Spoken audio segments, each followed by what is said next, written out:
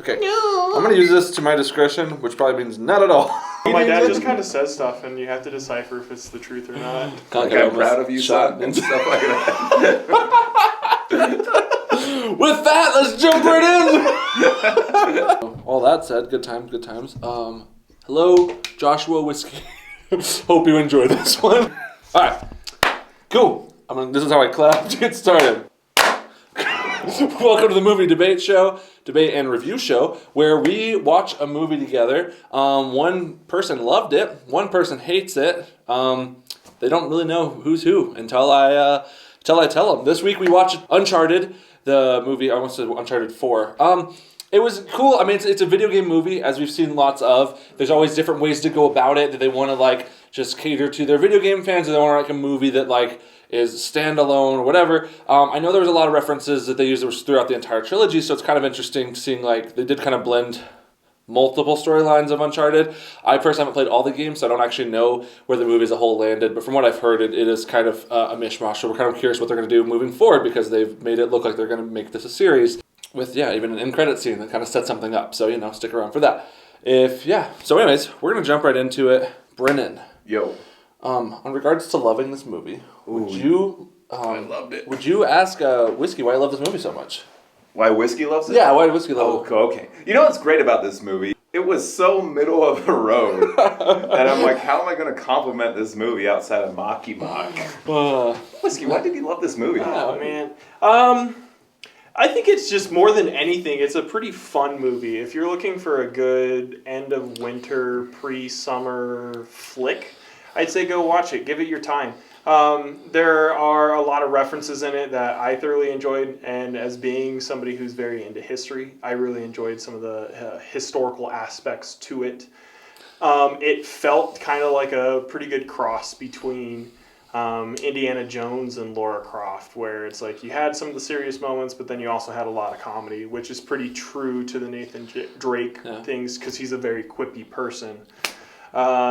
But yeah, no, I really enjoyed it. I thought that was fun. I'm dropping stuff out of my pockets, apparently. Drop the mic. I really enjoyed it. If I had to bring up two movies, I would say more like a National Treasure meets The Fast and the Furious. So in regards to the Fast and the Furious? Yeah, because the entire... There's only one car in the movie. Yeah, but it was a sweet car. It was a pretty cool car, but no family in the movie. There was no family.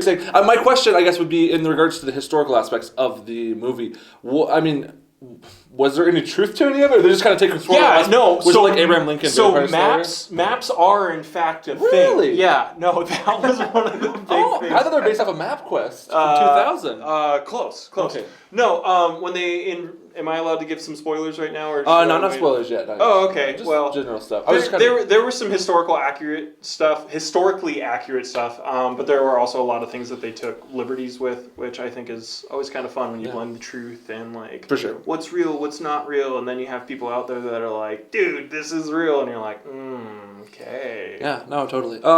Brennan, man, you came out swinging. Why do you hate this movie so much? What's funny is I'm about to make some of the same points as Whiskey for why he loved it. It's like Indiana Jones mixed with Tomb Raider, video game wise.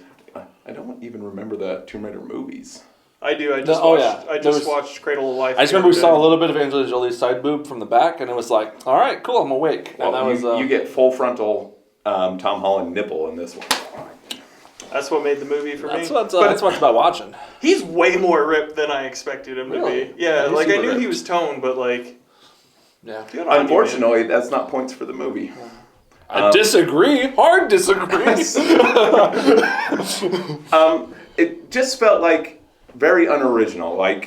It's a fun movie, and there's a lot going on, and the end is so insane. They took it to another level, and I just remember thinking, my stomach hurts from eating popcorn, and I probably should be paying attention to the movie. And it's okay, but it's middle of the road. It is a early summer after winter movie where you're like, what should we go see today? Mm-hmm. And it's like, well, the only thing there is to see is Uncharted or that British film.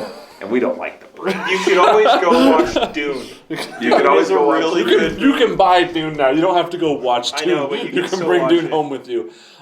Jackass Yeah. forever. When you talk about it like being like it feeling like repetitive and stuff, or like we've seen this genre movie before, it's kind of funny because the way I look at Uncharted as a series is basically people watched Indiana Jones and they went, we want to play Indiana Jones. Well, no one had the right to Indiana Jones, so they made Uncharted game series to be like a playable Indiana Jones. But now we're getting movie remakes that like it didn't really fill a void that we needed. Like we already had treasure hunting movies, and so like it does feel repetitive because it also feels like. Yeah, it's almost like a new generation of Indiana Jones from people who didn't have the rights to Indiana Jones in the first place. Yeah, it was like, let's make Indiana Jones without all the cool stuff of the main character. Yeah. Basically the whip and short round. And add a cat. We'll just... Yeah. Who needs a whip? Who's in it for one movie? Okie dokie, Dr. Jones. Tom Holland's he's a great actor. I enjoyed him in the movie. He just doesn't seem like Nathan Drake if you have played the games. And Mark Wahlberg, enough said. I will say on the Tom Holland thing, odd casting choice. it is that. Yeah, no, I'll agree with that one. The thing about the Tom Holland casting, it's like in the games, there's like young Nathan Drake, and then there's the normal Nathan Drake from the majority of the games, where he's like older. So anyways, Tom Holland's casting is like right in the middle. We don't get 10 to 15-year-old Nathan Drake, and we don't get the 35 to 40-year-old Nathan Drake. We get like the middle. And had they written a story that was kind of standalone that wasn't playing off of all the games at once, it kind of would have made sense as almost like a prequel to the game series, or like in between 4 and 1. Which it was. Well, no, but they used elements of all the games. Like, it's like the entire airplane scene of the cargo flying out is from Uncharted 3. So they used elements of the games, so they kind of took from what's already happened, so it wouldn't make sense as a standalone in the middle prequel necessarily, because it would be redoing itself. From game 2. Sure. That plane thing's from the third game. Mm-hmm. So it was kind of like they did conclusion of references. Yeah, basically. And at the same time, they set up like they're trying to do like if they do a series or whatever, and we'll see how this one performs. But if they're trying to set up to do multiple Uncharted, it's like where are they going to go after this one? Are they just going to like grab random chapters from all 4 games again and do another mishmash of it, or are they going to do something original entirely? It's there. It's you could save money and watch Indiana Jones. It's a fun movie, but like when your character is in perilous danger 100% of the time. By time number 36, you're like, okay, we get it. Transition now. I don't have a transition for spoilers. Transition. Whiskey, we're back to you. Yeah. Now that you could spoil the movie, I'm assuming anyone's watching at this point, they've already seen the movie. Tell us what did you love about it? Let's get specific. Specifically, one of the things that I liked is that they were very honest about the fact that Magellan didn't actually make it all the way around the world and that he did die. For me, I was like, heck yeah, because nobody else got the credit for it, but Magellan still gets the credit because he was the guy behind the voyage and stuff like that, which is cool. But one of the other things that I really liked is I'm huge for references and Easter eggs, and seeing the voice actor for Nathan Drake was really awesome. So, do we confirm that's who that was? Mm-hmm. Yeah. Okay, cool. That's really cool. Yes. I did not get that. I was literally like asking, like, who is that guy? I feel like this is important, but I have no idea who it is. Probably my favorite reference was to the Muppets, though. The Muppets? Yeah, they traveled by map. Oh, they just showed the map. They just showed the map, and that's how you get from point A to point B really quickly. Is that a reference to the Muppets? It's the Muppets do it all the time. They're always like, let's travel by map! And then it just shows like the car or whatever going along the dots, and then they're like, wow, that was fast! So, for me, I think the only that thing... was points for why you loved it. That is, in fact, points for why I loved it. I also liked the fact that there was just like betrayal after betrayal after betrayal. Just because it kept you kind of guessing like, oh, are they going to get betrayed? Or are they not going to get betrayed? And then you're like, oh, okay, like they finally worked things out. Psych, they didn't. So I liked that just because it kept things kind of guessing. The movie did, or at least the trailers, I should say, did build Antonio Banderas as this huge bad guy, and then he ends up not being the bad guy. As a plot twist, I thought that was kind of cool because I didn't really see that one coming. I gotta say, man, they did Antonio Banderas dirty in that movie. Like, he's such a badass character, and he did nothing in this movie. And I could see why that would be a little bit of a letdown for some people that wanted to see Antonio Banderas. Like, as you yourself said, like, they did him dirty, which, to an extent, I would agree. But for the sake of having that plot twist, I think it worked out pretty well. He is, I will credit to Antonio Banderas as being like a very solid actor, so even though he didn't have any action roles or like whatever dastardly deeds in the movie as he normally does, just what he did with his facial expressions and like the conversation bits he had, and like kind of seeing how evil and how far he was willing to go. I would say I'm impressed with. I mean, obviously Banderas is a legend in acting, so no surprise there. But he did a great job with the role, and also not giving away the fact that his character was almost unnecessary to the end. Yeah, the only thing I think that could have made it better was just Sloth on the ship coming out going, "Hey, you guys!" I was just waiting for them to walk into the ship, and just the crew was like, "How'd you guys get here?" Just with the truffles shuffling the entire time. Oh, is that what you were doing in the theater? That's what I was doing in the theater. Or I might have been having a seizure. I'm not sure yet. There's a lot of the movie I don't remember. Yeah. On that, I mean, is there anything specifically that Whiskey just mentioned that you like are like, no, you're wrong? Anything you want to respond to that with? Antonio Banderas from the Spy Kids movie? Yeah. Exclusively those movies? Are the only thing he's acted in? Spy Kids 2, Island of Lost Dreams, and Spy Kids 3D. Yeah. Was he in 4? I don't even know. Because that was the one I did not see 4D. No. We need to watch 4 with smell-o-vision. Well, you can't because it's not in 4D. We're trying. I'm thinking about one minor detail right now, and it was at the start of the movie, and it bugged me so much. And they broke into a museum to steal a priceless artifact, and they got caught, and they brought him back, and they're like, "This is this kid's third strike of doing horrible things like breaking in and trying to steal priceless artifacts. Go get your stuff by yourself, mister." No, we don't gotta follow you. Just go get your stuff and come with us so we can arrest you. Gosh, no, I was thinking the same thing, and I was waiting for the cop to turn on the corner and go, "Oh no, we got away! Everybody, put APB out!" And like, there's nothing. Yeah, it just transitions to Tom Holland as an adult. You're like, at that point, he's an accomplice. He should have been arrested too. Yeah, seriously. It's one of my biggest gripes with a movie like this is like it relies on conveniences. Like it's convenient the cops didn't go with him so he could get away. It's convenient this person showed up at exactly this time so things could pan out. Like Sully just stumbles upon him multiple times. Like when she knocks him out and they're in that pit, it's like, how did he get down to that pit when? Yeah. He got the grate open. I need to see great action. I came for great stuff. That's not a play on words. Literally grates in the ground. I came to see those. He just shows up at the ships, and I know he's like, follow. You are in the middle of the ocean on a boat. How do you not see someone following you? Or earlier in the movie, Mark Wahlberg's like, you don't think I can catch a tail? The main villain, the girl, is very easily recognizable based off her style and her hair. He literally looks back. What? Ramen Noodle Girl? Yeah. I'm sorry, I can't think of her name. She's a good actress. But he literally looks behind where she is, and he doesn't even notice her when she's tailing him. And she, like, stands out in the crowd. Like, how do you not see that? This is true. Yeah. That's... The cat was cute, though. Not. Totally real punch! When I like a movie, as soon as it ends, and you're walking out with your friends, you talk about it. And the three of us said nothing. Like, it's a fun movie. I enjoyed going with you guys, and there's some cool set pieces, but it was so unremarkable that we didn't start talking about it really until we almost started recording. Could it be that our minds were so blown from the helicopter ship race that we were still trying to put pieces back together to have a conversation? Now this is pod racing. Sully's got a mustache now, just like the video games. Yeah. Sequel delivered.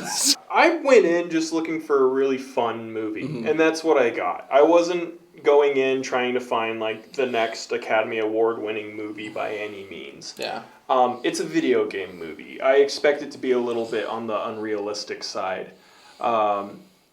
And there were aspects of it that were very unrealistic, but I still think it was fun. Name one. Name one thing that felt unrealistic. His six-pack. That's the one. That's the one thing. I would say, as far as video game movie adaptations, there's like, it's always a fine line because you've got the video game fan base, and frankly, if you adapt a movie or a video game directly to a movie, it's just not really going to work because video games have like way more storyline. There's more action based to make the game fun, and so with these kinds of movies, there's always going to be some disappointed fans, and so they kind of have to make some cuts here or there. I mean, that's every video game movie adaptation's always been just kind of crapped all over. So that said, it is fun. There were some things that were like overtly convenient, but it's kind of unnecessary. And I kind of like the fact they just kind of owned the absurdity of it and let it be video gamey. And they even like took like the entire cargo net out of the plane scene is probably the most ridiculous scenes we've ever had in a video game. And the fact they're just like, screw it, we want that in the movie. It makes no sense. It's completely impossible. And they just owned it and let it be as absurd as it was just kind of like, almost like they're saying, like, we're not taking ourselves seriously. It's a video game movie. Have fun with it. And they even put their own logo in the suitcase in this scene. So it's just like, it just felt like it was meant to be fun. It wasn't meant to be National Treasure or, Harrison Ford's Indiana Jones and stuff. But yeah, I think overall, fun movie. If you're going in, if you're an Uncharted fan, I hope they did justice to Uncharted. It's fun. Like, that's what it's supposed to be. If you want the Uncharted storyline to be unadulterated, play Uncharted. Just play the game. Yeah. Like, there's no point watching the movie. Just watch the cutscene compilations on YouTube. And they're probably as long as the movie is, right? Wait for this movie to show up on TNT on a Wednesday at 3 p.m. where it will die. You guys, you aired it out. You shit it all over it. And you loved on it real good.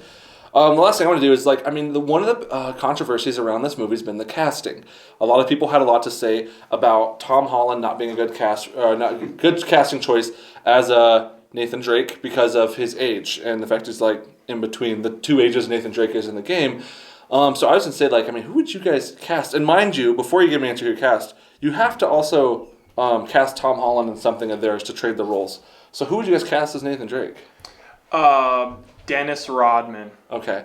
And I would cast Tom Holland for the Bulls? For the Bulls in the 90s. Because I want to see tiny Tom Holland just slamming Bulls, playing it up with Scottie Pippen and Michael Jordan and tattoos and face piercings, and I bet he looks great in a wedding dress, too. I gotta say, there's no wrong answer to that question, but that was definitely it. You put me on the spot. Can I give a serious answer Please. now? Oh, mine wasn't. No. Okay. Danny DeVito. Wait, who's Tom Holland? We gotta get the treasure, Sully. Who's Tom Holland now? He could be in Twins with Arnold Schwarzenegger. That'd be cute. Those guys are They both have the same six-pack. I feel like that would actually be a little more accurate. I think my real answer would be Tom Hardy. Tom Hardy. Tom Hardy would be a good fit. That other one I will cast Tom Hardy as anything. Mm-hmm. So I feel like Tom Hardy and also Chris Pratt would be a good fit as well. But yeah.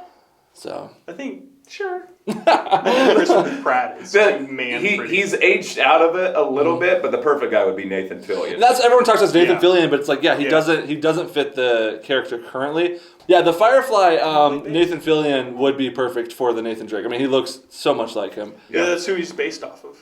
Is it really? Yeah, that makes total sense. So that's why it's not even a casting choice. It's like, here's our guy. Yeah, they were like, it's Nathan Fillion. That makes sense. Like they didn't really hide that. He's a little too old now, so Danny DeVito. Yeah. Danny DeVito is the new Nathan Fillion, as everyone says on the internet. I guess that pretty much does it for us. I guess the ending thing would be, if you like fun movies, watch it. If you want to nitpick movies and be like, why aren't they more like video games? Maybe play video games. Honestly, what are you doing here anyways? Let us know what you think in the comments below. We're done with it. We're done with this. Are we? I don't want to talk about it. We're not doing Uncharted Part 2. That does it for us. Let us know what you think of Dune in the comments. Yeah. Oh God, I am going to watch this, Dune and I am going to go off. I just want to say, I still haven't watched Dune. I haven't watched it either. Let us know down below what we should do next. We'll be back in 3 months again. We're bad at this. We're good.